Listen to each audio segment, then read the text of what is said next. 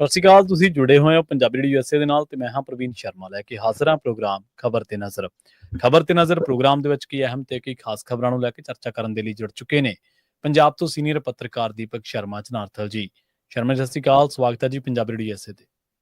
ਸਤਿ ਸ਼੍ਰੀ ਅਕਾਲ ਪ੍ਰਵੀਨ ਜੀ, ਸਾਰੇ ਦਰਸ਼ਕਾਂ ਨੂੰ ਸਰੋਤਿਆਂ ਨੂੰ ਪਿਆਰ ਭਰੀ ਸਤਿ ਸ਼੍ਰੀ ਅਕਾਲ। ਸਤਿ ਸ਼੍ਰੀ ਅਕਾਲ ਜੀ। ਪ੍ਰੋਗਰਾਮ ਦੇ ਵਿੱਚ ਅੱਗੇ ਵਧਣ ਤੋਂ ਪਹਿਲਾਂ ਧੰਨਵਾਦ ਕਰਨ ਚੱਲੀਏ ਸਪਾਂਸਰਸ ਦਾ ਜਿਹੜੇ ਜ਼ਰੀਆ ਬਣਦੇ ਨੇ ਇਹਨਾਂ ਪ੍ਰੋਗਰਾਮਾਂ ਨੂੰ ਤੁਹਾਡੇ ਤੱਕ ਪਹੁੰਚਾਉਣ ਦੇ ਲਈ। ਖਾਲਸਾ ਇੰਸ਼ੋਰੈਂਸ ਏਜੰਸੀ ਵਾਲੇ, ਜਿਨ੍ਹਾਂ ਤੋਂ ਤੁਸੀਂ ਹਰ ਤਰੀਕੇ ਦੀ ਇੰਸ਼ੋਰੈਂਸ ਲੈ ਸਕਦੇ ਹੋ। ਇੰਸ਼ੋਰੈਂਸ ਬਾਰੇ ਪਤਾ ਕਰਨ ਦੇ ਲਈ ਇਹਨਾਂ ਦਾ ਨੰਬਰ ਹੈ 408-272-2500। ਇਹ 1992 ਤੋਂ ਲਗਾਤਾਰ ਇੰਸ਼ੋਰੈਂਸ ਬਿਜ਼ਨਸ ਦੇ ਵਿੱਚ ਸ਼ਾਨਦਾਰ ਸੇਵਾਵਾਂ ਦੇ ਰਹੇ ਨੇ ਤੇ ਅਮਰੀਕਾ ਭਰ ਦੇ ਵਿੱਚ ਇੰਸ਼ੋਰੈਂਸ ਕਰਦੇ ਨੇ। ਓਬਾਮਾ ਕੇਅਰ, ਮੈਡੀਕੇਅਰ ਜਾਂ ਫਿਰ ਕਵਰਡ ਕੈਲੀਫੋਰਨੀਆ ਬਾਬਤ ਪਾਲਿਸੀ ਕਰਵਾਉਣ ਦੇ ਲਈ, ਸਲਾਹ ਲੈਣ ਦੇ ਲਈ ਅੱਜ ਹੀ ਕਾਲ ਕਰੋ 408-272-2500 ਤੇ। ਟਰਕੀਨਾ ਇਮੀਗ੍ਰੇਸ਼ਨ ਲਾ ਫਰਮ ਵਾਲੇ, ਜੇ ਟਰਕੀਨਾ ਟੋਨੀ ਟਰਕੀਨਾ ਦੇ ਨਾਲ ਤੁਸੀਂ US ਇਮੀਗ੍ਰੇਸ਼ਨ ਬਾਬਤ ਕੋਈ ਵੀ ਸਲਾਹ ਕਰਨੀ ਹੈ ਤਾਂ ਇਹਨਾਂ ਦਾ ਨੰਬਰ ਹੈ 415-909-0503। ਗੁਰਦੀਪ ਸਿੰਘ ਬਿਰਦੀ ਕਲੋਬਿਸ, ਮਨਦੀਪ ਸਿੰਘ, ਸੰਦੀਪ ਕੌਰ ਸੈਨ ਹੋਜ਼ੇ, ਅਮਰੀਕ ਸਿੰਘ ਅਟਵਾਲ, ਜਰਨੈਲ ਸਿੰਘ ਯੂਬਾ ਸਿਟੀ, ਗੁਰਨਾਮ ਸਿੰਘ ਐਂਟੀਲੋਪ ਤੇ ਜਰਨੈਲ ਸਿੰਘ ਸਿਆਟਲ ਤੋਂ। ਇਹਨਾਂ ਸਾਰੇ ਹੀ ਸਪਾਂਸਰਸ ਦਾ ਬਹੁਤ ਬਹੁਤ ਧੰਨਵਾਦ। ਤੇ ਜੇਕਰ ਤੁਸੀਂ ਵੀ ਪੰਜਾਬੀ ਰੇਡੀਓ USA ਦੇ ਇਹਨਾਂ ਪ੍ਰੋਗਰਾਮਾਂ ਨੂੰ ਸਪਾਂਸਰ ਕਰਨਾ ਚਾਹੁੰਦੇ ਹੋ ਤਾਂ ਸਟੂਡੀਓ ਦਾ ਨੰਬਰ ਹੈ 408-272-5200। ਅੱਜ ਦਾ ਇਹ ਖਬਰ ਤੇ ਨਜ਼ਰ ਪ੍ਰੋਗਰਾਮ ਸਾਲ 2025 ਦੀ 22 ਮਈ ਦਾ ਪ੍ਰੋਗਰਾਮ ਹੈ ਤੇ ਦਿਨ ਅੱਜ ਵੀਰਵਾਰ ਹੈ। ਖਬਰਾਂ ਦੀ ਸ਼ੁਰੂਆਤ ਕਰੀਏ। ਸ਼ਰਮਾ ਜੀ, ਆਪਾਂ ਲੰਘੇ ਦਿਨੀ ਵੀ ਚਰਚਾ ਕੀਤੀ ਸੀ ਤਖਤ ਸਾਹਿਬਾਨ ਦੇ ਵਿਚਾਲੇ ਜਿਹੜਾ ਟਕਰਾਅ ਪੈਦਾ ਹੋਇਆ, ਜਿਹੜਾ ਵਿਵਾਦ ਪੈਦਾ ਹੋਇਆ, ਪਰ ਉਹ ਆਪਾਂ ਦੋ ਤਖਤਾਂ ਦੇ ਸੰਦਰਭ ਦੇ ਉੱਤੇ ਗੱਲ ਕੀਤੀ ਸੀ, ਉਹਨਾਂ ਦੇ ਬਾਰੇ ਗੱਲ ਕੀਤੀ ਸੀ। ਪਰ ਹੁਣ ਕਹਿੰਦੇ ਕਿ ਦੋ ਤਖਤਾਂ ਤੋਂ ਬਾਅਦ 4 ਤਖਤਾਂ ਦੇ ਵਿੱਚ ਹੀ ਸਿੱਧਾ ਟਕਰਾਅ ਪੈਦਾ ਹੋ ਗਿਆ ਜੀ। ਪ੍ਰਵੀਨ ਜੀ, ਦੋ ਤਖਤਾਂ ਦਾ ਟਕਰਾਅ ਹੀ ਨਹੀਂ ਸਾਨੂੰ ਸ਼ੋਭਦਾ ਸੀ। ਹੁਣ ਤਾਂ ਬਿਲਕੁਲ ਤੁਹਾਡੀ ਗੱਲ ਦਰੁਸਤ ਹੈ ਕਿ 4 ਤਖਤਾਂ ਦੇ ਟਕਰਾਅ ਤੇ ਆ ਗਈ ਸੀ ਜੀ ਜੀ। ਇਹ ਬੜਾ, ਆਪਾਂ ਜਦੋਂ ਕੱਲ ਗੱਲ ਕਰ ਰਹੇ ਸੀ, ਆਪਾਂ ਤਦ ਵੀ ਗੱਲ ਕਰ ਰਹੇ ਸੀ ਕਿ ਬਹੁਤ ਖਤਰਨਾਕ ਮੋੜ ਵੱਲ ਅਸੀਂ ਵੱਧ ਰਹੇ ਹਾਂ। ਇਹ ਸ਼ੁਭ ਸੰਕੇਤ ਨਹੀਂ ਹੈਗੇ, ਤਾਂ ਹੀ ਹੋਰ ਉਲਝ ਜਾਣੀ ਹੈ ਜੀ। ਜੇਕਰ ਇਸ ਨੂੰ ਸੁਲਝਾਉਣ ਲਈ ਕੋਈ ਸ਼ਖਸੀਅਤ, ਕੋਈ ਹਸਤੀ ਸਾਹਮਣੇ ਨਹੀਂ ਆਉਂਦੀ। ਕਿਉਂਕਿ ਦਿਖਣ ਨੂੰ ਹੈ ਕਿ ਹਾਂ ਤਖਤਾਂ ਦਾ ਟਕਰਾਅ ਜਾਂ ਵਿਚਾਰਧਾਰਾ ਦਾ ਟਕਰਾਅ ਜਾਂ ਸਿੱਖ ਸਿਧਾਂਤਾਂ ਦਾ ਟਕਰਾਅ ਨਹੀਂ, ਇਹ ਰਾਜਨੀਤਿਕ ਟਕਰਾਅ ਹੈ। ਸਿੱਖ ਸਿਧਾਂਤਾਂ ਦਾ ਤਾਂ ਘਾਣ ਕੀਤਾ ਜਾ ਰਿਹਾ ਇਸ ਰਾਜਨੀਤੀ ਦੇ ਵਿੱਚ। ਤਖਤਾਂ ਦੀ ਮਰਿਆਦਾ ਨੂੰ ਲੀਰੋ ਲੀਰ ਕੀਤਾ ਜਾ ਰਿਹਾ ਇਸ ਰਾਜਨੀਤੀ 'ਚ। ਸਵਾਲ ਤਾਂ ਇਹ ਹੈ, ਜਦੋਂ ਗਿਆਨੀ ਕੁਲਦੀਪ ਸਿੰਘ ਗੜਗੱਜ ਹੋਰਾਂ ਨੇ ਹੁਕਮਨਾਮੇ ਪੜ੍ਹੇ, ਉਹਨਾਂ ਹੁਕਮਨਾਮਿਆਂ ਦੇ ਉੱਤੇ ਜੇ ਕੋਈ ਸ਼ੰਕੇ ਸ਼ੁਬੇ ਸੀ, ਬੇਸ਼ੱਕ ਉਹਨਾਂ ਨੇ ਜਿਸ ਤਰ੍ਹਾਂ ਪੁਰਾਣੇ ਮਾਮਲੇ ਥੋਕ 'ਚ ਨਿਬੇੜੇ, ਇਹ ਸਾਰਿਆਂ ਨੂੰ ਪਤਾ ਹੈ ਕਿ ਇਹ ਕਿਹਦੇ ਦਿਸ਼ਾ ਨਿਰਦੇਸ਼ਾਂ ਨਾਲ ਨਿਬੜੇ ਨੇ।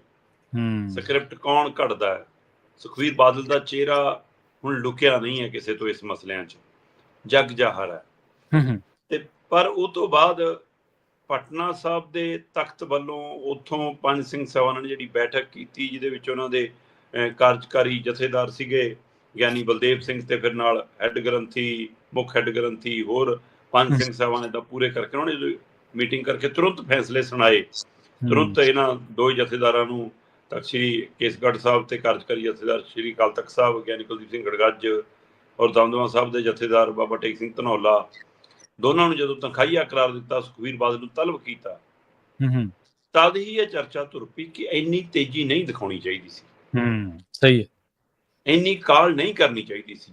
ਜੀ ਜੀ। ਚੰਗਾ ਹੁੰਦਾ ਉਹ, ਜੇ ਹੁਣ ਚਾਹੇ ਪ੍ਰਵਾਨ ਨੇ ਚਾਹੇ ਨਹੀਂ ਨੇ, ਅਗਲੇ ਅਜੇ ਸੇਵਾ ਦਾ ਸੰਭਾਲ ਕੇ ਬੈਠੇ ਨਾ, ਗੱਦੀ ਤਾਂ ਬੈਠੇ ਹੀ ਹੈ ਨਾ ਗਿਆਨੀ ਕੁਲਦੀਪ ਸਿੰਘ ਗੜਗੱਜ। ਤੁਸੀਂ ਉਹਨਾਂ ਨਾਲ ਤਾਲਮੇਲ ਕਰ ਸਕਦੇ ਸੀ, ਤੁਸੀਂ ਉਹਨਾਂ ਨਾਲ ਰਾਬਤਾ ਕਰ ਸਕਦੇ ਸੀ, ਤੁਸੀਂ ਉਹਨਾਂ ਤੱਕ ਪਹੁੰਚ ਅਪਰੋਚ ਕਰ ਸਕਦੇ ਸੀ।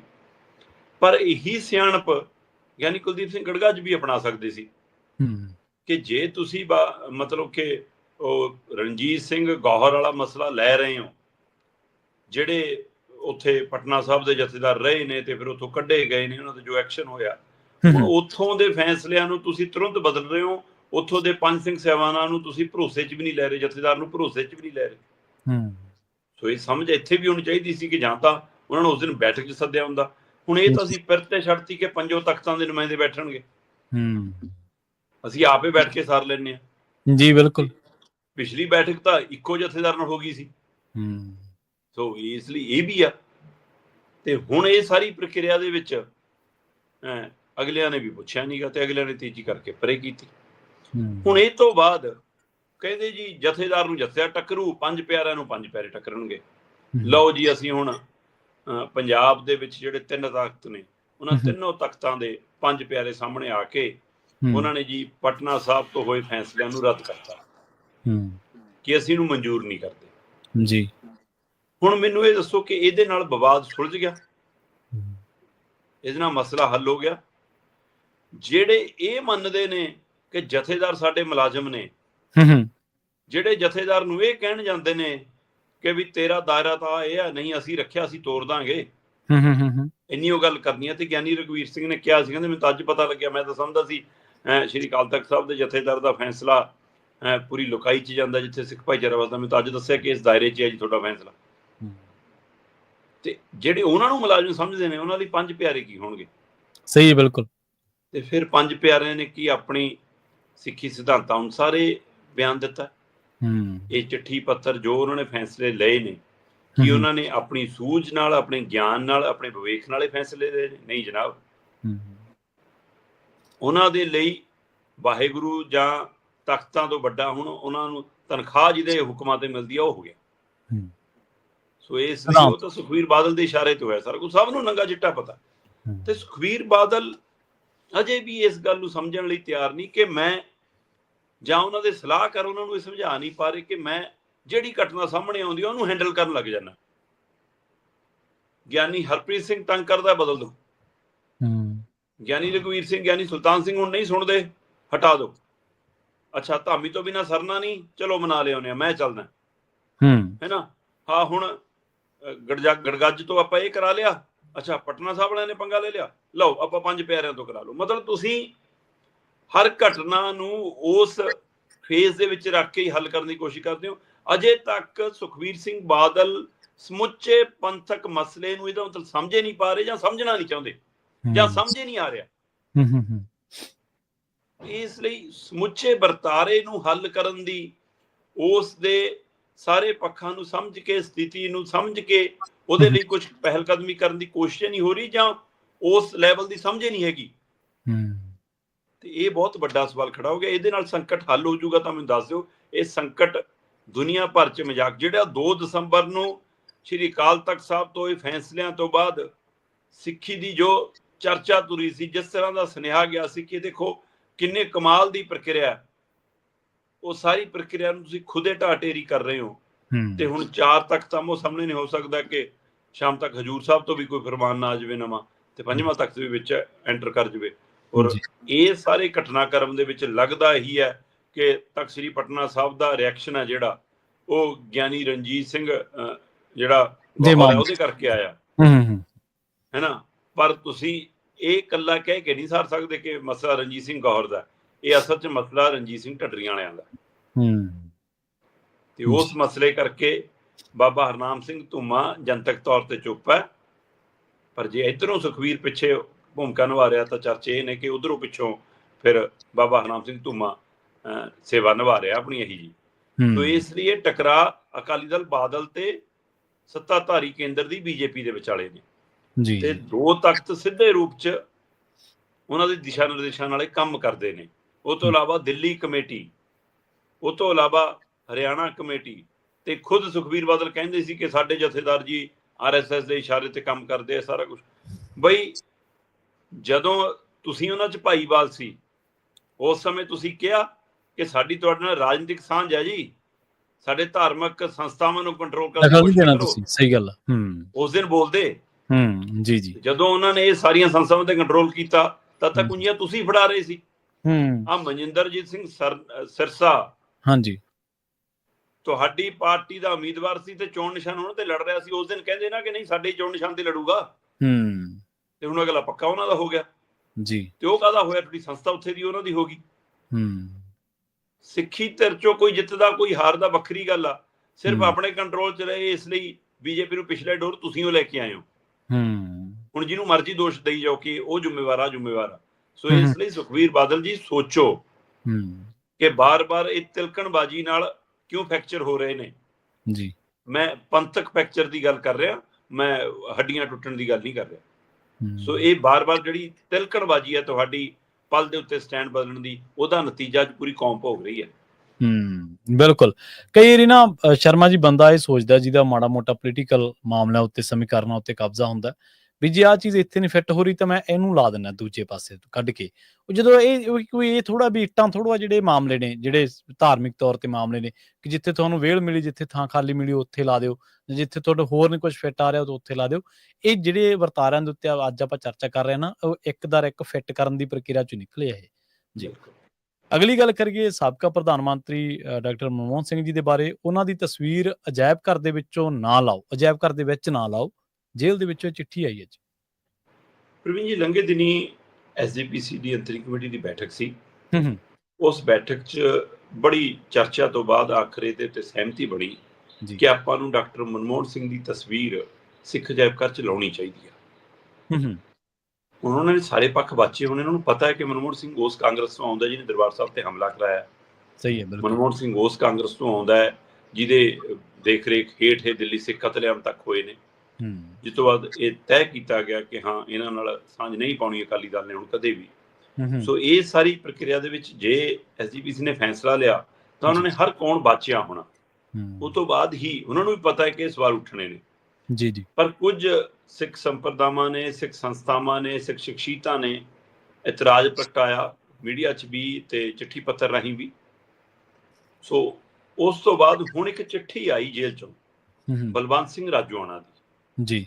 ਬਲਵੰਤ ਸਿੰਘ ਰਾਜੋਆਣਾ ਨੇ ਐਸਜੀਪੀਸੀ ਨੂੰ ਚਿੱਠੀ ਲਿਖ ਕੇ ਸਪਸ਼ਟ ਸ਼ਬਦਾਂ 'ਚ ਕਿਹਾ ਕਿ ਸਿੱਖ ਅਜਾਇਬ ਘਰ ਦੇ ਵਿੱਚ ਜਿਹੜਾ ਸੱਚਖੰਡ ਸ੍ਰੀ ਦਰਬਾਰ ਸਾਹਿਬ ਦੇ ਚੁਗਿਰਦੇ 'ਚ ਆਉਂਦਾ ਹੈ, ਉਸ ਗਲਿਆਰੇ 'ਚ ਆਉਂਦਾ ਹੈ ਹਰਿਮੰਦਰ ਸਾਹਿਬ ਦੇ, ਸੋ ਉਸ ਸਮੁੱਚੇ ਸਥਾਨ ਦੇ ਅੰਦਰ ਜਿਹੜਾ ਉਹ ਸਿੱਖ ਅਜਾਇਬ ਘਰ ਹੈ ਉਹਦੇ ਵਿੱਚ ਜਿਹੜੀ ਫੋਟੋ ਲੱਗਣੀ ਹੈ, ਉਹ ਕਹਿੰਦੇ ਨਾ ਲਾਓ, ਇਹ ਨਹੀਂ ਲੱਗਣੀ ਚਾਹੀਦੀ।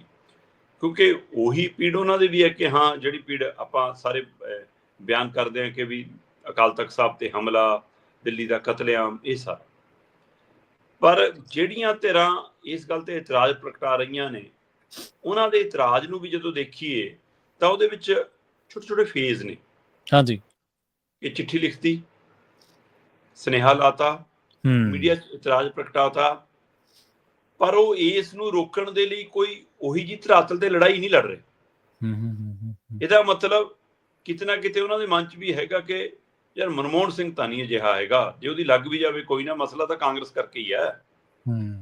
ਜਾਂ ਉਹਨਾਂ ਦੇ ਮਨ 'ਚ ਇਹ ਹੈ ਕਿ ਕੱਲ ਨੂੰ ਜਦੋਂ ਇਹ ਪੱਖ ਵਿਚਾਰਿਆ ਵੀ ਜਾਵੇ, ਕਿਉਂਕਿ ਇਹ ਵਿਵਾਦ ਸਦਾ ਲਈ ਰਹਿਣਾ ਹੁਣ ਜੀ, ਲੱਗ ਜਾਵੇ ਨਾ ਲੱਗ ਜਾਵੇ ਤਾਂ ਵੀ ਇਹ ਸਦਾ ਲਈ ਰਹਿਣਾ। ਤੇ ਇਸ ਲਈ ਕੁਝ ਧਿਰਾਂ ਉਸ ਸਮੇਂ ਹਵਾਲੇ ਨਾਲ ਵੀ ਹੁੰਦੀਆਂ ਕਿ ਜੇ ਕਦੇ ਕੱਲ ਨੂੰ ਗੱਲ ਤੁਰੇ ਤਾਂ ਅਸੀਂ ਕਹਿਣ ਹੋਈਏ ਕਿ ਐਸਾ ਰੋਸਾ ਪ੍ਰਗਟਾਇਆ ਸੀ ਜੀ, ਇਸ ਲਈ ਵੀ ਰੋਸਾ ਜਤਾਇਆ ਜਾਂਦਾ। ਪਰ ਦੂਜੀਆਂ ਧਿਰਾਂ ਇਹ ਕਹਿੰਦੀਆਂ ਕਿ ਮਨਮੋਹਨ ਸਿੰਘ ਦੀ ਦੁਨੀਆ 'ਚ ਪਹਿਚਾਣ ਹੈ, ਤੇ ਦੁਨੀਆ 'ਚ ਪਹਿਚਾਣ ਉਹਦੀ ਇਕੱਲੇ ਕਾਂਗਰਸੀ ਕਰਕੇ ਨਹੀਂ ਹੈ। ਉਹਦੀ ਪਹਿਚਾਣ ਆਪਣੀ ਇੱਕ ਹਸਤੀ ਦੀ ਹੈ, ਆਪਣੀ ਇੱਕ ਸ਼ਖਸੀਅਤ ਦੀ ਹੈ।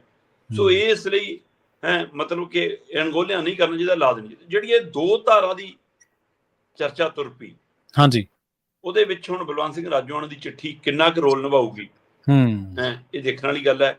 ਜਿੰਨੇ ਇਤਰਾਜ਼ ਆਏ ਨੇ ਕਿ ਨਹੀਂ ਲਾਉਣੀ ਚਾਹੀਦੀ, ਜਿੰਨੀਆਂ ਚਿੱਠੀ ਪੱਤਰ ਆਏ ਨੇ, ਜਿੰਨੇ ਬਿਆਨੀ ਆਏ ਨੇ, ਜਾਂ ਹੁਣ ਬਲਵੰਤ ਸਿੰਘ ਰਾਜੋਆਣਾ ਦੀ ਚਿੱਠੀ ਵੀ ਆਈ ਹੈ, ਇਹਨਾਂ ਸਾਰੇ ਮਸਲਿਆਂ ਦੇ ਵੀ, ਜਾਂ ਜਿਨ੍ਹਾਂ ਨੇ ਇਹ ਕਿਹਾ ਕਿ ਚਲੋ ਚਾਹੇ ਮਲਵੀ ਜੀਭ ਨਾਲ ਹੀ ਸਹੀ ਹੈ, ਚਾਹੇ ਮਨਮੋਹਨ ਸਿੰਘ ਤੋਂ ਹੀ ਸਹੀ ਹੈ ਨਾ, ਮਾਫੀ ਤਾਂ ਮੰਗ ਲਈ ਹੈ, ਇਹ ਵੀ ਹੋ ਗਿਆ ਹੈ ਨਾ, ਇਸ ਲਈ ਹੁਣ ਕੋਈ ਹਰਜ ਨਹੀਂ, ਜਾਂ ਉਹ ਸ਼ਖਸੀਅਤ ਵੱਡੀ ਹੈ, ਉਹਦੇ ਨਾਲ ਆਪਣਾ ਵੀ ਸਿੱਖੀ ਦੀ ਪਹਿਚਾਣ ਦਾ ਮਸਲਾ ਵੀ ਜੁੜਿਆ, ਸਿੱਖੀ ਦੇ ਮਾਣ ਦਾ ਮਸਲਾ ਜੁੜਿਆ, ਇਸ ਲਈ ਹੈ। ਉਹ ਜਿਹੜੀ ਦੋਏ ਪਾਸਿਆਂ ਦੀ ਬਹਿਸ ਹੈ, ਉਹਦੇ ਉੱਤੇ ਅਜੇ ਐਸਜੀਪੀਸੀ ਦਾ ਕੋਈ ਕਮੈਂਟ ਨਹੀਂ ਆਇਆ।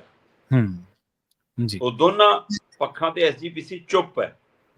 ਜੇ ਤਾਂ ਉਹਨੇ ਲਾਉਣੀ ਹੋਈ ਫਿਰ ਤਾਂ ਉਹ ਸ਼ਾਇਦ ਬੋਲੇ ਹੀ ਨਾ, ਜੇ ਉਹਨੇ ਇਹਦੇ ਉੱਤੇ ਹੁਣ ਮੁੜ ਮੰਥਨ ਕਰਨਾ ਹੋਇਆ ਫਿਰ ਉਹਦਾ ਰਿਐਕਸ਼ਨ ਆਊਗਾ।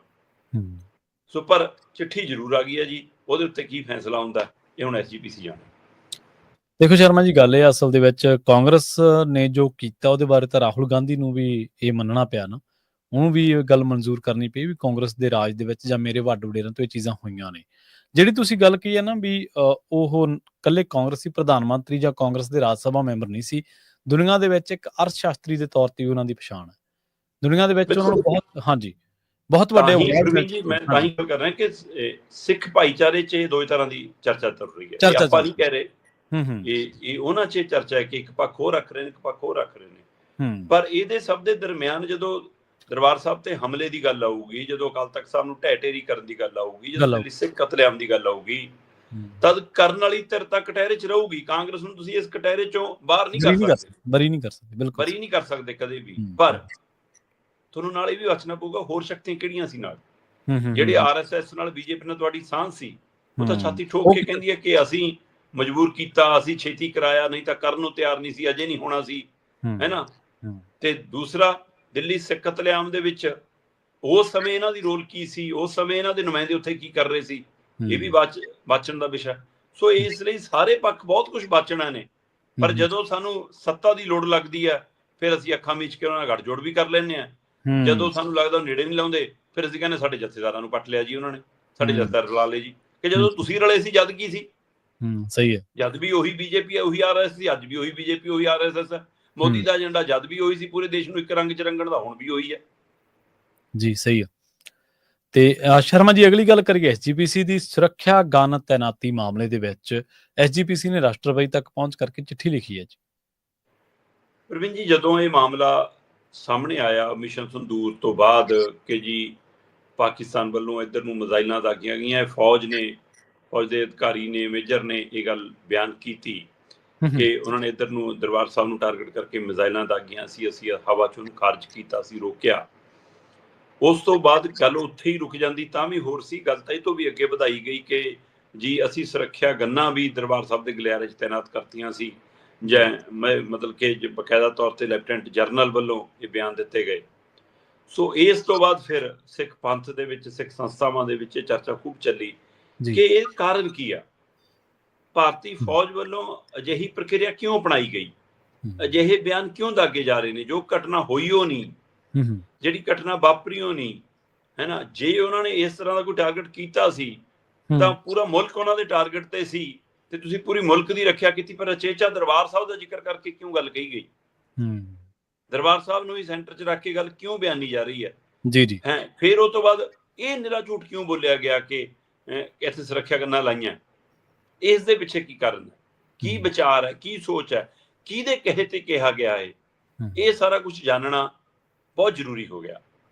ਬੇਸ਼ੱਕ ਭਾਰਤੀ ਫੌਜ ਵੱਲੋਂ ਸਪਸ਼ਟ ਕਰ ਦਿੱਤਾ ਗਿਆ ਕਿ ਨਹੀਂ ਜੀ, ਅਜਿਹਾ ਕੁਝ ਨਹੀਂ ਹੋਇਆ, ਉੱਥੇ ਕੋਈ ਸੁਰੱਖਿਆ ਗਨ ਤੈਨਾਤ ਨਹੀਂ ਕੀਤੀ, ਕੋਈ ਇਸ ਪ੍ਰਕਿਰਿਆ ਨੂੰ ਨਹੀਂ ਅਪਣਾਇਆ ਗਿਆ। ਉਹਨਾਂ ਦੇ ਸਪਸ਼ਟੀਕਰਨ ਆ ਗਿਆ, ਪਰ ਇਹ ਸਪਸ਼ਟੀਕਰਨ ਦਾ ਸਿਰਫ ਇੰਨਾ ਦੱਸਦਾ ਕਿ ਇੱਥੇ ਨਹੀਂ ਲਾਈ, ਪਰ ਉਹ ਇਹ ਨਹੀਂ ਦੱਸਦਾ ਕਿ ਪਹਿਲਾਂ ਇਹ ਬਿਆਨ ਕਿਉਂ ਆਇਆ, ਕਿੱਥੋਂ ਆਇਆ, ਕਿਹਦੇ ਇਸ਼ਾਰੇ ਤੇ ਆਇਆ। ਕੀ ਇਹ ਫੌਜ ਦਾ ਆਪਣਾ ਬਿਆਨ ਸੀ, ਫੌਜ ਦੀ ਆਪਣੀ ਸਮਝ ਚੋਂ, ਕਿਸੇ ਇੱਕ ਅਧਿਕਾਰੀ ਦੀ ਸਮਝ ਚੋਂ, ਕਿਸੇ 2-4 ਅਧਿਕਾਰੀਆਂ ਦੇ ਪਹਿਲੂ ਦੇ ਉੱਤੇ ਫੈਸਲਾ ਸੀ ਕਿ ਆਪਾਂ ਇਹ ਬਿਆਨ ਦੇਣਾ ਇੰਨੀ ਤਰੀਕ ਨੂੰ, ਜਾਂ ਇਹਦੇ ਪਿੱਛੇ ਸਮੁੱਚੀ ਫੌਜ ਦਾ ਕੋਈ ਸਕ੍ਰਿਪਟ ਤਿਆਰ ਕੀਤੀ ਹੋਈ ਹੈ ਕਿ ਆਪਾਂ ਕਿੱਥੇ ਕਿੱਥੇ ਕੀ ਬੋਲਣਾ, ਜਾਂ ਇਹਦੇ ਪਿੱਛੇ ਰਾਜਨੀਤਿਕ ਕੋਈ ਸ਼ਕਤੀਆਂ ਕੰਮ ਕਰ ਗਈਆਂ ਜਿਨ੍ਹਾਂ ਨੇ ਕਹਾਇਆ ਕਿ ਸਰਕਾਰੀ ਸੱਤਾਧਾਰੀ ਧਿਰ ਦਾ ਕੋਈ ਉਹ ਹੈ। ਉਹ ਸਾਰਾ ਕੁਝ ਉਜਾਗਰ ਹੋਣਾ ਚਾਹੀਦਾ, ਸਪਸ਼ਟ ਹੋਣਾ ਚਾਹੀਦਾ। ਸੋ ਕੀ ਪੰਜਾਬ 'ਚ ਭਾਂਬੜ ਬਾਲਣ ਦੀ ਕੋਸ਼ਿਸ਼ ਸੀ, ਪੰਜਾਬ 'ਚ ਤਲਖੀ ਪੈਦਾ ਕਰਨ ਦੀ ਕੋਸ਼ਿਸ਼ ਸੀ, ਹੈ ਪੰਜਾਬ 'ਚ ਨਫ਼ਰਤ ਇੱਕ ਦੂਜਿਆਂ ਪ੍ਰਤੀ ਪੈਦਾ ਕਰਨ ਦੀ ਕੋਸ਼ਿਸ਼ ਸੀ, ਜੰਗ 'ਚ ਧੱਕਣ ਦੀ ਕੋਸ਼ਿਸ਼ ਸੀ, ਹੈ ਨਾ, ਧਾਰਮਿਕ ਬਖਰੇਵਾ ਪੈਦਾ ਕਰਕੇ ਕੋਈ ਦੰਗੇ ਫਸਾਦ ਕਰਾਉਣ ਦੀ ਕੋਸ਼ਿਸ਼ ਸੀ, ਕੀ ਸੀ ਇਰਾਦਾ? ਇਹ ਸਾਰੇ ਪਹਿਲੂ ਅਜੇ ਸਾਹਮਣੇ ਆਉਣੇ ਬਾਕੀ ਨੇ। ਸ਼ਾਇਦ ਇਹਨਾਂ ਸਾਰੇ ਸਵਾਲਾਂ ਦੇ ਜਵਾਬ ਲੱਭਣ ਲਈ ਹੀ SGPC ਨੇ ਇਹ ਚਿੱਠੀ ਦਾ ਰਾਹ ਅਖਤਿਆਰ ਕੀਤਾ ਹੈ। ਸ਼੍ਰੋਮਣੀ ਗੁਰਦੁਆਰਾ ਪ੍ਰਬੰਧਕ ਕਮੇਟੀ ਦੇ ਪ੍ਰਧਾਨ ਐਡਵੋਕੇਟ ਹਰਜਿੰਦਰ ਸਿੰਘ ਧਾਮੀ ਦੀ ਦੇਖ-ਰੇਖ ਹੇਠ, ਅਗਵਾਈ ਹੇਠ ਇਹ ਉਹ ਸਾਰੇ ਘਟਨਾਕ੍ਰਮ ਨੂੰ ਤੇ ਇਹਨਾਂ ਸਾਰੇ ਸਵਾਲਾਂ ਨੂੰ ਲੈ ਕੇ ਇੱਕ ਚਿੱਠੀ ਭਾਰਤ ਦੀ ਰਾਸ਼ਟਰਪਤੀ ਦ੍ਰੋਪਦੀ ਮੁਰਮੂ ਨੂੰ ਲਿਖੀ ਗਈ ਹੈ ਕਿ ਸਾਨੂੰ ਇਹ ਜਵਾਬ ਦਿੱਤੇ ਜਾਣ, ਤੇ ਉਹਦੀ ਕਾਪੀ ਰੱਖਿਆ ਮੰਤਰਾਲੇ ਨੂੰ ਭੇਜੀ ਗਈ ਹੈ, ਭਾਰਤੀ ਫੌਜ ਨੂੰ ਵੀ ਭੇਜੀ ਗਈ ਹੈ। ਸੋ ਪਰ ਮੈਨੂੰ ਨਹੀਂ ਲੱਗਦਾ ਕੋਈ ਜਵਾਬ ਆਊਗਾ। ਜੀ ਬਿਲਕੁਲ। ਤੇ ਅਗਲੇ ਮਸਲੇ ਵੱਲ ਵਧੀਏ ਸ਼ਰਮਾ ਜੀ, ਗੱਲ ਕਰੀਏ ਆਪਾਂ ਡੈਮ ਸੁਰੱਖਿਆ ਮਾਮਲੇ ਦੀ। ਕਹਿੰਦੇ ਹੁਣ ਜਿਹੜਾ ਡੈਮ ਦੇ ਵਿੱਚ ਕੇਂਦਰੀ ਸੁਰੱਖਿਆ ਬਲ ਮਾਮਲੇ ਦੇ ਵਿੱਚ ਪੰਜਾਬ ਤੇ ਕੇਂਦਰ ਦੋਨੋਂ ਆਮੋ ਸਾਹਮਣੇ ਹੋਏ ਨੇ ਜੀ। ਪ੍ਰਵੀਨ ਜੀ, ਕੇਂਦਰ ਨੇ ਫਰਮਾਨ ਸੁਣਾਤਾ ਕਿ 296 ਪੋਸਟਾਂ ਭਰਤੀ ਕਰੋ, ਹੈ ਨਾ, ਤੇ 8.5 ਕਰੋੜ ਦਾ ਬਜਟ ਹੈ ਸਾਲ ਦਾ, ਹੈ ਨਾ, ਉਹ BBMP ਦਵੇ, ਤੇ BBMP ਨੇ ਘਰੋਂ ਲਿਆਉਣਾ। BBMP ਦਾਣੇ ਵੇਚਦੀ ਹੈ, BBMP ਨੇ ਹੱਟੀ ਖੋਲੀ ਹੈ ਕੋਈ ਕਿ ਉਹਦਾ ਘਰੇ ਬਜਟ ਬਣਦਾ। ਉਹ ਬਜਟ ਪੰਜਾਬ, ਹਰਿਆਣਾ, ਰਾਜਸਥਾਨ ਤੋਂ ਲੈਂਦੇ ਹੋ ਸੀ, ਜਿਹਦੇ ਵਿੱਚ ਪੰਜਾਬ 60% ਦਿੰਦਾ। ਤੇ ਮੁੱਖ ਮੰਤਰੀ ਸਾਹਿਬ ਉੱਥੇ ਜਿੱਤ ਦਾ ਸਿਹਰਾ ਬੰਨ ਕੇ ਆਏ ਨੇ ਆਪਣੇ ਕਿ ਲਓ ਜੀ ਪਾਣੀ ਬਚਾ ਲਿਆ। ਅਗਲਿਆਂ ਨੂੰ 21 ਤਰੀਕ ਤੋਂ ਪਾਣੀ ਵੀ ਜਾਣ ਲੱਗ ਪਿਆ। ਅਗਲਿਆਂ ਨੇ ਕੋਈ ਤੁਹਾਨੂੰ ਪੁਰਾਣੀ ਦੀ ਅਦਾਇਗੀ ਨਹੀਂ ਕੀਤੀ ਤੇ ਨਵੇਂ ਤੇ ਪੁੱਛਿਆ ਨਹੀਂ ਕਿ ਅਸੀਂ ਕਿੰਨੇ ਦੇਣੇ ਆ ਜੀ, ਤੁਹਾਨੂੰ ਕੀ ਕਰਨਾ। ਨਹੀਂ ਪੁੱਛਿਆ ਬਿਲਕੁਲ। ਪਾਣੀ ਵੀ ਚਲਾ ਗਿਆ ਔਰ ਜਿੰਨਾ ਉਹਨਾਂ ਨੇ ਮੰਨਿਆ ਓਨਾ ਜਾ ਰਿਹਾ ਹੁਣ। ਜੇ ਅੱਜੇ ਉਹਨਾਂ ਦੇ ਤੈਅ ਪੈਮਾਨੇ ਤੋਂ ਵੱਧ ਜਾ ਰਿਹਾ ਤਾਂ ਸਾਲ ਪੂਰਾ ਹੋਣ ਤੋਂ ਪਹਿਲਾਂ ਤਾਂ ਫਿਰ ਉਹਨਾਂ ਨੇ ਆਪਣੀ ਮਿਆਦ ਜਿੰਨੀ ਹੈਗੀ ਉਹਨਾਂ ਵਰਤ ਲੈਣਾ, ਜਦੋਂ ਕਿ ਉਹ ਮਿਆਦ ਦੇ ਉੱਤੇ ਵੀ ਰੇੜਕਾ ਖੜਾ ਤੇ ਪਰ ਤੁਸੀਂ ਸਾਲ ਵਾਲਾ ਵਰਤਾਰਾ ਵੀ ਨਹੀਂ ਨਿਬੇੜਿਆ, ਬਾਕੀ ਪਾਣੀ ਦੇ ਮਸਲੇ ਤਾਂ ਕੀ ਨਿਬੜਨੇ, ਜਦ ਤੁਸੀਂ ਨਿਬੇੜ ਕੇ ਆਏ ਹੁੰਦੇ ਕਿ ਅਗਲੇ ਸਾਲ ਤੋਂ ਇਹ ਮੁੱਦਾ ਨਹੀਂ ਹੋਊਗਾ ਜੀ, ਹੁਣ ਇਹ ਤੈਅ ਹੋ ਗਿਆ, ਅਗਲੇ ਸਾਲ ਫੇਰ ਇਹੀ ਕਿਸਮਾਨ ਪੈਣਾ। ਇਹ ਤਾਂ ਹਰ ਸਾਲ ਫਿਰ ਟੈਂਟ ਲਾ ਲਿਆ ਕਰੋ, ਪੱਕਾ ਹੀ ਟੈਂਟ ਵਾਲੇ ਨਾਲ ਗੱਲ ਕਰ ਲਓ, ਆਪਣਾ ਹੀ ਖਰੀਦ ਲਓ, ਸਹੀ ਹੈ, ਸਪੀਕਰ ਸਪੂਕਰ ਆਪਣਾ ਹੀ ਰੱਖ ਲਓ, ਸਾਰਾ ਕੁਝ ਆਪਣਾ ਲਾ ਲਓ ਉੱਥੇ ਮੈਕ ਮੁੱਕ ਜੇ, ਜਾਂ ਤਾਂ ਇਹ ਤਰੀਕਾ ਅਪਣਾ ਲੈਂਦੇ। ਪਰ ਤੁਸੀਂ ਜਿੱਤ ਦੇ ਝੰਡੇ ਗੱਡ ਰਹੇ ਸੀ ਤੇ ਕੇਂਦਰ ਤੋਂ ਫਰਮਾਨ ਆ ਗਿਆ ਕਿ BBMB 296 ਬੰਦੇ ਰੱਖ ਲਵੇ। ਜਦੋਂ BBMB ਕੋਈ ਬੋਰਡ ਨਹੀਂ, ਕੋਈ ਕਾਰਪੋਰੇਸ਼ਨ ਨਹੀਂ, ਕੋਈ ਸਰਕਾਰ ਨਹੀਂ, ਕੋਈ ਫੰਡ ਜਨਰੇਸ਼ਨ ਨਹੀਂ, ਕੋਈ ਕੁਝ ਨਹੀਂ, ਕੁਝ ਵੀ ਨਹੀਂ, ਬਿਲਕੁਲ ਕੈਡਰ ਕਿਵੇਂ ਭਰਤੀ ਕਰ ਰਹੀ ਹੈ? ਫਿਰ ਉਹਦੀ ਮੁਲਾਜ਼ਮ ਭਰਤੀ ਦਾ ਵਰਤਾਰਾ ਕੀ ਆ? ਜਿਹੜੇ 60% ਦਿੰਦੇ ਨੇ ਫਿਰ ਉਹਨਾਂ ਦੇ ਮੁਲਾਜ਼ਮ ਰੱਖੇ ਜਾਣ। ਸਹੀ ਹੈ। ਤੇ 296 ਚ ਪੰਜਾਬ ਦੇ ਕਿੰਨੇ ਹੋਣਗੇ ਹਿਸਾਬ ਲਾ ਲਿਓ। ਤੇ ਡਾਂਗ ਅਗਲਿਆਂ ਨੇ ਪੰਜਾਬ ਦੇ ਸਿਰ ਤੇ ਹੀ ਫੇਰਨੀ ਹੈ, ਜਾ ਕੇ ਦੇਖ ਲਿਓ ਫਿਰ ਉੱਥੇ। ਸਹੀ ਹੈ, ਵੜਨ ਦੇਣਾ ਨਹੀਂ। ਤੁਸੀਂ ਪਾਣੀ ਵੀ ਦੇ ਆਏ ਤੇ ਤੁਸੀਂ ਭਾਖੜਾ ਡੈਮ ਦੀਆਂ ਕੁੰਜੀਆਂ ਵੀ ਫੜਾਏ, ਤੇ ਫਿਰ ਜਿੱਤ ਕਾਹਦੀ ਹੈ ਜੀ? ਸਹੀ ਹੈ।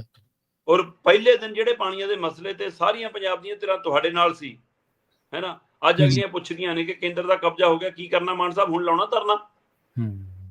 ਸਵਾਦ ਆ ਜਾਂਦਾ ਕਿ ਉਸੇ ਦਿਨ ਗੱਡੀਆਂ ਤੁਹਾਡੀਆਂ ਵਾਪਸ ਮੁੜਦੀਆਂ, ਸਹੀ, ਡੈਮ ਨੂੰ ਮੁੜਦੀਆਂ, ਚਾਹੇ ਅਮਿਤ ਸ਼ਾਹ ਦੇ ਘਰ ਨੂੰ ਮੁੜਦੀਆਂ, ਜਾਂਦੀਆਂ ਤਾਂ ਸੀ ਕਿਸੇ ਪਾਸੇ, ਗਈਆਂ ਨਹੀਂ।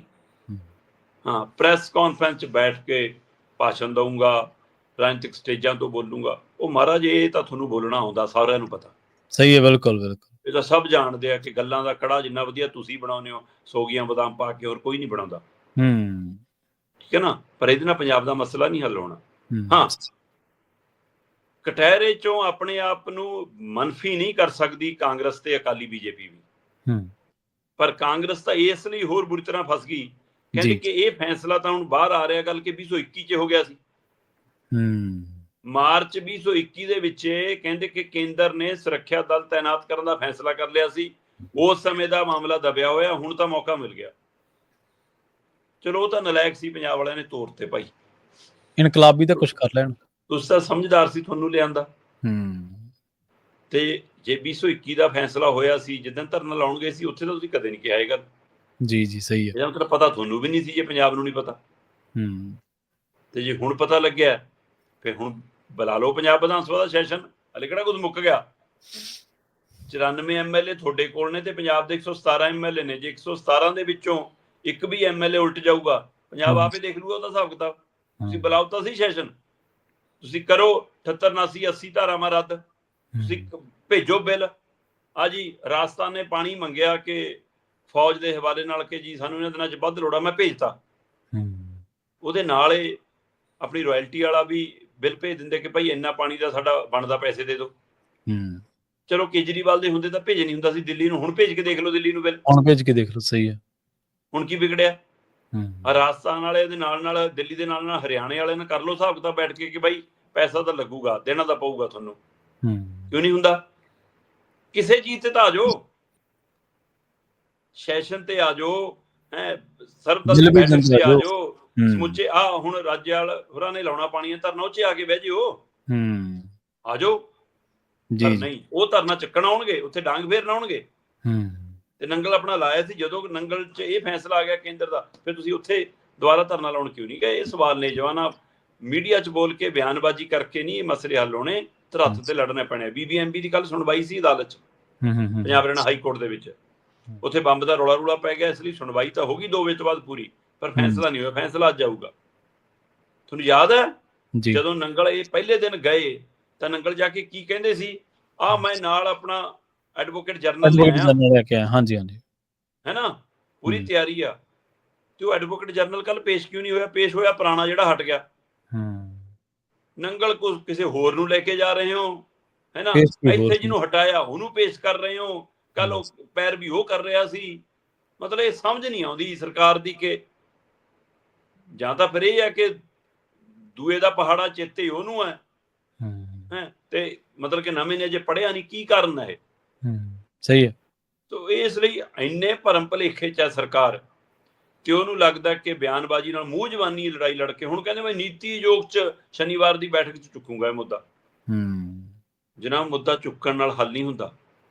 ਮੁੱਦੇ ਲਈ ਲੜਨਾ ਨੀਤੀ ਪੈਂਦਾ। ਆਯੋਗ ਦੀ ਬੈਠਕ ਦੇ ਵਿੱਚ ਕਿੰਨੇ ਕੁ ਸੁਣਦੇ ਨੇ ਤੁਹਾਡੇ ਮੁੱਦਿਆਂ ਨੂੰ? ਤੁਸੀਂ ਗਿਣਾ ਦਿਓ 3 ਸਾਲਾਂ 'ਚ ਨੀਤੀ ਆਯੋਗ 'ਚ ਮੁੱਦੇ ਚੁੱਕ ਕੇ ਕਿੰਨੇ ਕੁ ਪਾਸ ਕਰਾ ਲਿਆਏ ਹੋ, ਕਿੰਨੇ ਕੁ ਉਹਨਾਂ ਦੇ ਹਾਮੀ ਭਰਾ ਲਿਆਏ ਹੋ, ਇਹੀ ਦੱਸ ਦਿਓ। ਸਹੀ ਹੈ। ਪੇਂਡੂ ਵਿਕਾਸ ਫੰਡ ਲਿਆਏ ਹੈ, ਅਗਲੇ ਸੈਲੋ ਬਣਾ ਕੇ ਇਹ ਤਾਂ- ਮੰਡੀਆਂ ਖਤਮ ਕਰਨੇ, ਲੜਾਈ ਲੜ ਲਈ।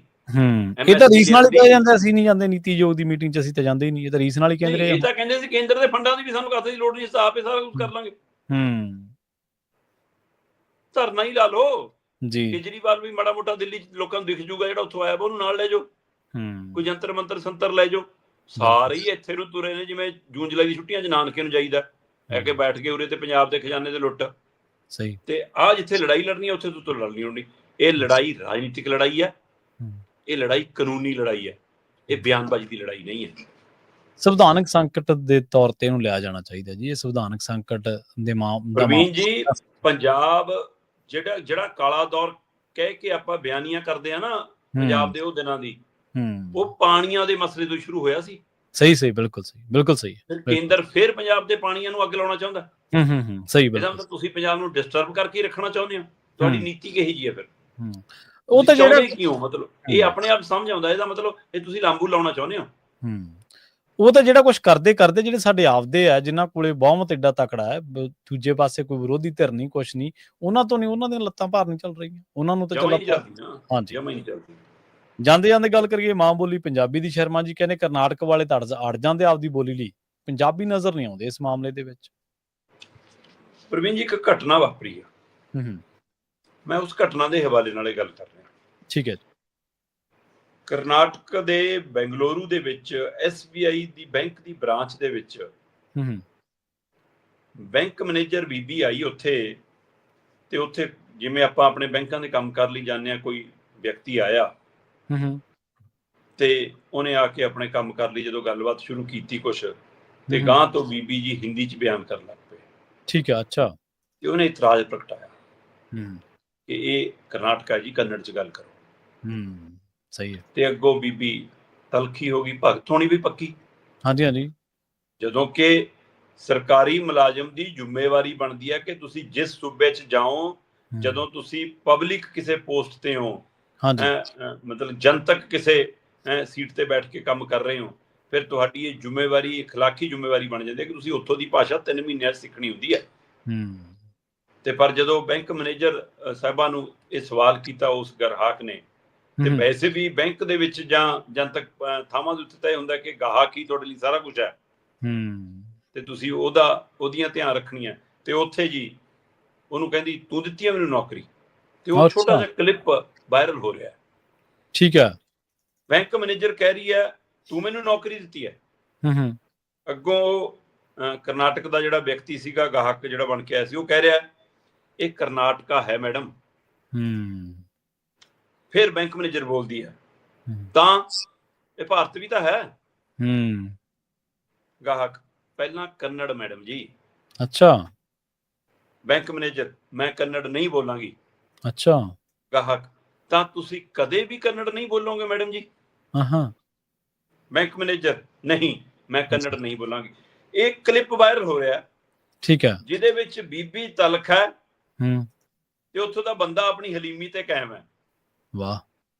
ਜੇ ਸ਼ਾਇਦ ਉਹਦੀ ਥਾਂ ਤੇ ਆਪਣੇ ਵਰਗਾ ਅੜਿਆ ਹੁੰਦਾ, ਪਹਿਲਾਂ ਤਾਂ ਆਪਾਂ ਅੜਦੇ ਹੀ ਨਹੀਂ, ਹੁਣ ਆਪਾਂ ਤਾਂ ਜਦੇ ਉਹਦੀ ਭਾਸ਼ਾ ਤੇ ਚਲੇ ਜਾਂਦੇ ਆ। ਅਸੀਂ ਤਾਂ ਚੰਦੂ ਮਾਜਰੇ ਵਾਲੀ ਹਿੰਦੀ ਜਦੇ ਬੋਲਣੀ ਸ਼ੁਰੂ ਕਰ ਦਿੰਦੇ ਆ ਕਿ ਚਲੋ ਜੀ ਅਸੀਂ ਤੁਹਾਡੇ ਹਿਸਾਬ ਨਾਲ ਤੁਹਾਨੂੰ ਹੈ ਨਾ ਸੈੱਟ ਰੱਖੀਏ ਕਿ ਤੁਹਾਨੂੰ ਕੋਈ ਮੁਸ਼ਕਲ ਨਾ ਆਵੇ, ਅਸੀਂ ਆਪਣੀ ਬੋਲੀ ਛੁੱਟਦੀ ਹੈ ਛੁੱਟ ਜਾਵੇ। ਪਰ ਉੱਥੇ ਉਹ ਬੰਦਾ ਆਪਣੀ ਹਲੀਮੀ ਤੇ ਕਾਇਮ ਰਿਹਾ। ਜਦੋਂ ਉਹਨੇ ਕਿਹਾ ਕਿ ਮੈਂ ਕੰਨੜ ਨਹੀਂ ਬੋਲਾਂਗੀ, ਜੇ ਆਪਣੇ ਵਰਗਾ ਕੋਈ ਅੜਿਆ ਹੁੰਦਾ ਉਹ ਕਹਿੰਦਾ ਅੱਛਾ ਤੈਨੂੰ ਤਾਂ ਬੋਲਣੀ ਪਊ, ਤੈਨੂੰ ਤਾਂ ਬੁਲਾ ਦਾਂਗੇ, ਆਪਾਂ ਏਦਾਂ ਦਾ ਲੜ ਪੈਂਦੇ ਸ਼ਾਇਦ। ਹੱਥੋਂ ਬਾਈ ਤਾਂ ਮਿੰਟ ਲਾਉਣੇ ਆ। ਪਰ ਫਿਰ ਜਦੇ ਮੁੱਦਾ ਬਣਨਾ ਸੀ ਬੀਬੀ ਦਾ ਜੀ, ਔਰਤ ਨਾਲ ਅਪਮਾਨ ਜੀ, ਔਰਤ ਨਾਲ ਇਹ ਜੀ, ਹੈ ਨਾ। ਉੱਥੇ ਬੰਦੇ ਨੇ ਹਲੀਮੀ ਨਾਲ ਕਿਹਾ ਅੱਛਾ ਤੁਸੀਂ ਫਿਰ ਕਦੇ ਵੀ ਕੰਨੜ ਨਹੀਂ ਬੋਲੋਗੇ। ਇਸ ਕਲਿੱਪ ਦਾ, ਉਸ ਦੀ ਬੀਬੀ ਦੀ ਗਲਤੀ ਦਾ ਅਹਿਸਾਸ ਉਹਨੂੰ ਹੋਇਆ ਜਾਂ ਨਹੀਂ ਹੋਇਆ, ਮੈਨੂੰ ਲੱਗਦਾ ਆਪਾਂ ਪਹਿਲਾਂ ਵੀ ਗੱਲ ਕਰਦੇ ਹਾਂ ਕਿ ਭਗਤੀ ਇੰਨੀ ਹੁੰਦੀ ਹੈ ਪਤਾ ਹੀ ਨਹੀਂ ਲੱਗਦਾ। ਹਰ ਸੂਬੇ ਦੀ ਆਪਣੀ ਬੋਲੀ ਹੈ ਤੇ ਉਹਦਾ ਆਪਣਾ ਮਹੱਤਵ ਹੈ। ਹਿੰਦੀ ਜਿੱਥੇ ਸਨਮਾਨਦਾਇਕ ਉੱਥੇ ਸਨਮਾਨਦਾਇਕ ਹੈ, ਪਰ ਜਿੱਥੇ ਕੰਨੜ ਦਾ ਸਨਮਾਨ ਉੱਥੇ ਕੰਨੜ ਦਾ ਹੀ ਸਨਮਾਨ ਹੈ। ਜੀ ਜੀ। ਜਿੱਥੇ ਪੰਜਾਬੀ ਦਾ ਸਥਾਨ ਆ ਉਹ ਪੰਜਾਬੀ ਦਾ ਹੀ ਰੁਤਬਾ ਹੈ। ਤੋ ਇਸ ਲਈ ਤੁਹਾਨੂੰ ਉੱਥੋਂ ਦੀ ਭਾਸ਼ਾ ਦਾ ਸਨਮਾਨ ਕਰਨਾ ਚਾਹੀਦਾ ਸੀ, ਪਰ ਉਹਨੇ ਨਹੀਂ ਕੀਤਾ। ਪਰ SBI ਨੇ ਕੀਤਾ। ਅੱਛਾ। SBI ਨੇ ਤੁਰੰਤ ਉਸ ਗ੍ਰਾਹਕ ਦੇ ਨਾਲ ਸਮੁੱਚੇ ਕਰਨਾਟਕ ਵਾਸੀਆਂ ਤੋਂ ਮਾਫੀ ਮੰਗੀ। ਠੀਕ ਹੈ। ਤੇ ਉਸ ਬੀਬੀ ਦਾ ਤਬਾਦਲਾ ਕਰਕੇ ਪਰਾਂ ਮਾਰੀ। ਤੇ ਉਸ ਤੋਂ ਬਾਅਦ ਕਰਨਾਟਕ ਦੇ CM ਨੇ, ਮੁੱਖ ਮੰਤਰੀ ਨੇ ਅਚੇਚਾ ਧੰਨਵਾਦ ਕੀਤਾ SBI ਬੈਂਕ ਦਾ, ਉਹਨਾਂ ਦੇ ਨੁਮਾਇੰਦਿਆਂ ਦਾ, ਉਹਨਾਂ ਦੇ ਅਧਿਕਾਰੀਆਂ ਦਾ। ਪਰ ਮੈਨੂੰ ਇਸ ਗੱਲ ਲਈ ਇਸ ਖਬਰ ਨੇ ਪੀੜ ਪਹੁੰਚਾਈ ਕਿ ਪੰਜਾਬ ਦੇ ਅੰਦਰ ਜਿੰਨੇ ਕੇਂਦਰੀ ਅਦਾਰੇ ਨੇ ਉਹਨਾਂ 'ਚ ਅੰਗਰੇਜ਼ੀ ਤੇ ਹਿੰਦੀ ਨੂੰ ਤਾਂ ਬਹੁਤ ਮਾਨਤਾ ਹੈ, ਪੰਜਾਬੀ ਨੂੰ ਖੁੱਡੇ ਲਾਇਆ ਹੁੰਦਾ ਉਹਨਾਂ ਨੇ। ਸਹੀ ਹੈ, ਬਿਲਕੁਲ। ਤੇ ਜੇ ਲਿਖਦੇ ਨੇ ਤਾਂ ਪਹਿਲਾਂ ਅੰਗਰੇਜ਼ੀ 'ਚ ਸੋਚਦੇ ਨੇ, ਫਿਰ ਅੰਗਰੇਜ਼ੀ ਹਿੰਦੀ 'ਚ ਲਿਖਦੇ ਨੇ, ਫਿਰ ਉਹਦਾ ਪੰਜਾਬੀ 'ਚ ਅਨੁਵਾਦ ਕਰਦੇ। ਤੇ ਅਨੁਵਾਦ ਕਰਨ ਲੱਗੇ ਸਿਹਾਰੀ, ਬਿਹਾਰੀ, ਬਿੰਦੀ ਆਦਿਕ ਇੰਨੀਆਂ ਗਲਤੀਆਂ ਹੁੰਦੀਆਂ। ਤੁਸੀਂ ਪਿੰਡਾਂ ਦੇ ਬੈਂਕਾਂ ਦੇ ਬੋਰਡ ਪੜ੍ਹ ਕੇ ਦੇਖ ਲਿਓ, ਤੁਹਾਨੂੰ ਉਹਦੇ ਵਿੱਚ ਇੱਕ ਬੋਰਡ 'ਚ 2-2 4-4 ਗਲਤੀਆਂ ਮਿਲ ਜਾਣਗੀਆਂ। ਹਾਂਜੀ ਹਾਂਜੀ। ਆ ਪੰਜਾਬ ਸਰਕਾਰ ਦਾ ਲੋਕ ਸੰਪਰਕ ਵਿਭਾਗ ਪਹਿਲਾਂ ਅੰਗਰੇਜ਼ੀ 'ਚ ਪ੍ਰੈਸ ਨੋਟ ਤਿਆਰ ਕਰਦਾ, ਫਿਰ ਹਿੰਦੀ 'ਚ ਤਿਆਰ ਕਰਦਾ, ਫਿਰ ਉਹਦਾ ਪੰਜਾਬੀ ਅਨੁਵਾਦ ਕਰਦੇ ਨੇ ਪੰਜਾਬ 'ਚ। ਜੀ ਦੇਖ, ਜਿਹੜੇ ਮੁੱਖ ਮੰਤਰੀ ਸਾਹਿਬ ਕਹਿੰਦੇ ਮੈਂ ਸਮਝਾਉਣਾ ਜੀ ਇਹਨਾਂ ਨੂੰ, ਲੋਕ ਨਹੀਂ ਲੋਕ ਹੁੰਦੇ ਨੇ। ਤੇ ਇੱਥੇ ਕਿਉਂਕਿ ਦਿੱਲੀ ਵਾਲਿਆਂ ਨੇ ਪਹਿਲਾਂ ਪੜ੍ਹਨਾ ਹੁੰਦਾ, ਉਹਨਾਂ ਨੂੰ ਅੰਗਰੇਜ਼ੀ ਤੇ ਹਿੰਦੀ ਆਉਂਦੀ ਆ, ਉਹ ਉਹਨਾਂ ਨੇ ਪੜ੍ਹ ਕੇ ਪਾਸ ਕਰਨਾ ਹੁੰਦਾ। ਇਹ 2-4 ਲੋਕ ਸੰਪਰਕ ਦੇ ਅਫਸਰ ਹੈਗੇ ਆ ਜੇ ਵੀ ਆਪਣੇ ਦਮ ਦੇ ਉੱਤੇ ਹੈ, ਜਿਹੜੇ ਨੌਜਵਾਨ ਸਾਥੀ, ਉਹ ਲਿਖਦੇ ਨੇ ਪਹਿਲਾਂ ਪੰਜਾਬੀ 'ਚ ਪ੍ਰੈਸ ਨੋਟ। ਤੇ ਇਸ ਲਈ ਚਾਹੇ ਉਹ ਸਰਕਾਰ ਪੱਧਰ ਤੇ ਆ, ਚਾਹੇ ਉਹ ਅਧਿਕਾਰ ਪੱਧਰ ਤੇ ਆ, ਚਾਹੇ ਉਹ ਪ੍ਰਸ਼ਾਸਨ ਪੱਧਰ ਤੇ ਆ, ਤੇ ਚਾਹੇ ਆਮ ਆਵਾਮ ਦੇ ਪੱਧਰ ਤੇ ਆ, ਸਾਨੂੰ ਆਪਣੀ ਬੋਲੀ ਤੇ ਮਾਣ ਕਰਨਾ ਸਿੱਖਣਾ ਪਊਗਾ। ਨਾ ਕਿ ਅਸੀਂ ਇਹ ਸਮਝਦੇ ਹਾਂ ਕਿ ਜੇ ਅੱਛਾ ਸਾਹਮਣੇ ਵਾਲਾ ਹਿੰਦੀ ਬੋਲਦਾ ਤਾਂ ਟੁੱਟੀ ਫੁੱਟੀ ਬੋਲਣ ਲੱਗ ਜਾਓ।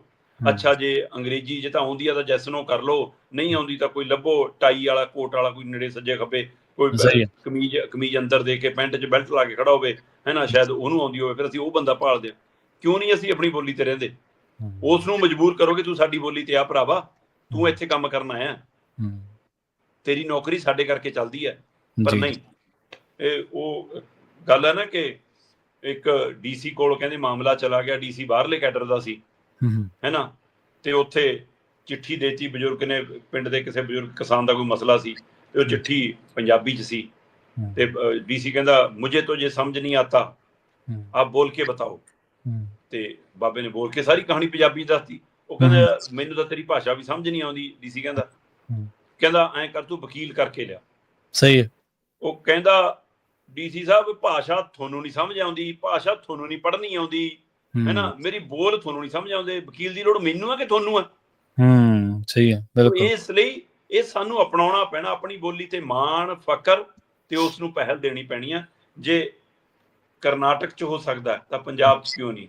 ਮੈਂ ਜੇ ਉਹਨੂੰ ਗਾਹਕ ਬਣ ਕੇ ਪੇਸ਼ ਕਰਕੇ ਵੀਡੀਓ ਵਾਇਰਲ ਹੋ ਰਹੀ ਹੈ ਤਾਂ ਮੈਂ ਤਾਂ ਕਹਿਣਾ ਜਾਗੋ ਗ੍ਰਾਹਕ ਜਾਗੋ, ਪੰਜਾਬੀ ਗ੍ਰਾਹਕ ਤੁਸੀਂ ਵੀ ਜਾਗੋ। ਹਾਂਜੀ ਬਿਲਕੁਲ। ਦੇਖੋ, ਪਹਿਲੀ ਗੱਲ ਤਾਂ ਮਾਣ ਹੋਣਾ ਚਾਹੀਦਾ। ਦੂਜੀ ਗੱਲ ਸ਼ਰਮਾ ਜੀ, ਜਦੋਂ ਤੁਹਾਡੇ ਕੋਲ ਤਰਕ ਹੁੰਦਾ ਨਾ, ਤੁਹਾਨੂੰ ਰੌਲਾ ਪਾਉਣ ਦੀ ਨਹੀਂ ਲੋੜ। ਜੇ ਰੌਲੇ ਨਾਲ ਚੀਜ਼ਾਂ ਜਿੱਤਦੇ ਹੁਣ, ਫਿਰ ਤਾਂ ਅਦਾਲਤਾਂ ਦੇ ਬਾਹਰ ਕੰਨ ਪਾਈ ਗੱਲ ਨਾ ਸੁਣੇ। ਦਲੀਲ ਜਿੱਤਦੀ ਹੈ ਨਾ, ਤਰਕ ਜਿੱਤਦਾ। ਤੁਹਾਡੇ ਕੋਲ ਆਪਣੀ ਗੱਲ ਰੱਖਣ ਦਾ ਉਹ ਢੰਗ ਤਰੀਕਾ ਹੋਣਾ ਚਾਹੀਦਾ। ਗੱਲ ਹੁਣ ਬੀਬੀ ਨੇ ਰੌਲਾ ਪਾ ਲਿਆ, ਪਰ ਕੀ ਹੋਇਆ? ਬਦਲੀ ਹੋ ਗਈ ਨਾ ਉਹਦੀ। ਇੱਕ ਬੰਦੇ ਨੇ ਤਰਕ ਦੇ ਨਾਲ ਆਪਣੀ ਗੱਲ, ਆਪਣੇ ਖਿੱਤੇ ਦੀ ਜਿਹੜੀ ਉਹ ਮਾਣ ਹੁੰਦਾ ਨਾ, ਖਿੱਤੇ ਦਾ ਸਵੈ ਮਾਣ, ਭਾਸ਼ਾ ਦਾ ਮਾਣ ਹੁੰਦਾ, ਉਹਦਾ ਉਹਨੇ ਅਹਿਸਾਸ ਕਰਾਤਾ। ਚਲੋ SBI ਇਹ ਪੰਜਾਬ 'ਚ ਵੀ ਕਰਵਾਉਣ ਦੀ ਲੋੜ ਆ। ਸਾਨੂੰ ਅਸੀਂ ਸੰਗ ਜਾਂਦੇ ਹਾਂ ਅਸਲ ਦੇ ਵਿੱਚ, ਅਸੀਂ ਉਹਦੇ ਵਾਲੇ ਰਾਹ ਹੀ ਚੱਲ ਪੈਂਦੇ ਹਾਂ। ਅਸੀਂ ਕਹਿਣਾ ਯਾਰ ਚੱਲ ਠੀਕ ਹੈ, ਇਹ ਹਿੰਦੀ 'ਚ ਗੱਲ ਕਰਦਾ, ਇਹਨੂੰ ਸਮਝਾ ਦਿਓ। ਸਾਨੂੰ ਇਹ ਨਹੀਂ ਪਤਾ। ਪ੍ਰਵੀਨ ਜੀ, ਮੈਂ ਇਹ ਵੀ ਮੰਨਦਾ ਕਿ ਜੇ ਕਿਤੇ ਕੋਈ ਚੰਗਾ ਹੁੰਦਾ ਉਹਨੂੰ ਸ਼ਾਬਾਸ਼ ਵੀ ਦਿਓ, ਉਹਦੇ ਨਾਲ ਹੌਸਲਾ ਹੋਰਾਂ ਦਾ ਵੀ ਵੱਧਦਾ। ਹਾਂਜੀ ਹਾਂਜੀ।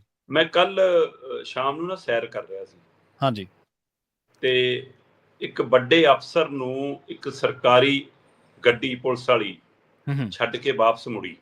ਠੀਕ ਹੈ ਜੀ। ਜਦੋਂ ਵਾਪਸ ਮੁੜੀ ਤਾਂ ਉਹ ਮਤਲਬ ਗੱਡੀ ਦੀ ਛੱਤ ਨਾਲ ਸਿਰ ਖਹਿ ਰਿਹਾ ਸੀ ਉਸ ਮੁੰਡੇ ਦਾ, ਜਿਹੜਾ ਪੁਲਿਸ ਦੀ ਵਰਦੀ ਦੇ ਵਿੱਚ ਸੀ। ਮਤਲਬ 6 ਫੁੱਟ ਤੋਂ ਉੱਪਰੇ ਕੱਦ ਹੋਣਾ ਉਹਦਾ, ਹੈ ਨਾ, ਸਿਰ ਫਸ ਰਿਹਾ ਸੀ ਉਹਦਾ। ਤੇ ਉਹ ਇੰਨੇ ਲੰਬੇ ਕੱਦ ਜੂਸੇ ਵਾਲਾ ਮੁੰਡਾ, ਤੇ ਉਹਨੇ ਜਾ ਕੇ ਗੱਡੀ ਨੇ ਇੱਕ ਕੁਲਫੀ ਵਾਲੇ ਦੇ ਕੋਲ ਰੋਕ ਲਈ। ਠੀਕ ਹੈ। ਤੇ ਉਹ ਤੋਂ ਉਹਨੇ ਕੁਲਫੀ ਲਈ, ਤੇ ਕੁਲਫੀ ਲੈਣ ਤੋਂ ਬਾਅਦ ਉਹਨੇ ਪੈਸੇ ਕੱਢ ਕੇ ਦਿੱਤੇ। ਉਹ ਨਾ ਕਰ ਰਿਹਾ ਸੀ ਬੰਦਾ, ਮੈਂ ਦੂਰੋਂ ਦੇਖ ਰਿਹਾ, ਤੁਰਿਆ ਆ ਰਿਹਾ ਮੈਂ, ਉਹ ਕੁਲਫੀ ਵਾਲਾ ਨਾ ਕਰ ਰਿਹਾ। ਉਹਨੇ ਪੈਸੇ ਦਿੱਤੇ, ਕਟਾਏ ਤੇ ਵਾਪਸ ਲਏ ਜੀ। ਤੇ ਜਦ ਤੱਕ ਮੈਂ ਉਹਦੇ ਬਰਾਬਰ ਆ ਗਿਆ, ਮੈਂ ਉਹਦੇ ਸ਼ੀਸ਼ੇ ਤੇ ਹੱਥ ਮਾਰਿਆ, ਉਹਨੇ ਹੱਥ ਥੱਲੇ ਕੀਤਾ, ਕਹਿੰਦਾ ਹਾਂ ਜੀ ਬਾਈ ਜੀ ਸਤਿ ਸ਼੍ਰੀ ਅਕਾਲ। ਮੈਂ ਕਿਹਾ ਸਤਿ ਸ਼੍ਰੀ ਅਕਾਲ ਛੋਟੇ ਵੀਰ, ਸ਼ਾਬਾਸ਼। ਮੈਂ ਕਿਹਾ ਦਾਗ ਧੋਣਿਆ ਜਿਹੜਾ ਤੂੰ ਅੱਜ ਬਹੁਤ ਸੋਹਣਾ ਕੰਮ ਕਰਕੇ ਚੱਲਿਆ। ਸਹੀ ਸਹੀ। ਸੋ ਇਸ ਲਈ ਇਹਦੇ ਨਾਲ ਹੌਸਲਾ ਵੱਧਦਾ, ਚੰਗਾ ਕਰਨ ਦੀ ਇੱਛਾ ਸ਼ਕਤੀ ਜਾਗਦੀ ਹੈ। ਅਸੀਂ ਚੰਗੇ ਦਾ ਵੀ ਸਾਥ ਨਹੀਂ ਦਿੰਦੇ ਤੇ ਮਾੜੇ ਨੂੰ ਕਈ ਵਾਰ ਇੰਨਾ ਫੈਲਾ ਦਿੰਦੇ ਆ, ਫਿਰ ਉਹ ਵਰਤਾਰਾ ਚੱਲਦਾ। ਇਸ ਲਈ ਇਹ ਪਹਿਲਾਂ ਸਾਨੂੰ ਅਪਣਾਉਣੇ ਪੈਣਗੇ ਕੁਝ। ਜੀ ਬਿਲਕੁਲ ਬਿਲਕੁਲ। ਸ਼ਰਮਾ ਜੀ, ਇਹਨਾਂ ਖਾਸ ਖਬਰਾਂ ਤੇ ਖਾਸ ਜਾਣਕਾਰੀਆਂ ਦੇ ਲਈ ਤੁਹਾਡਾ ਬਹੁਤ ਬਹੁਤ ਧੰਨਵਾਦ ਜੀ। ਬਹੁਤ ਸ਼ੁਕਰੀਆ ਜੀ। ਪ੍ਰੋਗਰਾਮ ਖਬਰ ਤੇ ਨਜ਼ਰ ਨੂੰ ਆਪਾਂ ਇੱਥੇ ਸਮਾਪਤ ਕਰਾਂਗੇ। ਤੁਹਾਡਾ ਸਾਰਿਆਂ ਦਾ ਵੀ ਬਹੁਤ ਧੰਨਵਾਦ। ਸਤਿ ਸ਼੍ਰੀ ਅਕਾਲ। ਜੁੜੇ ਰਹੋ ਪੰਜਾਬੀ ਰੇਡੀਓ USA ਦੇ ਨਾਲ।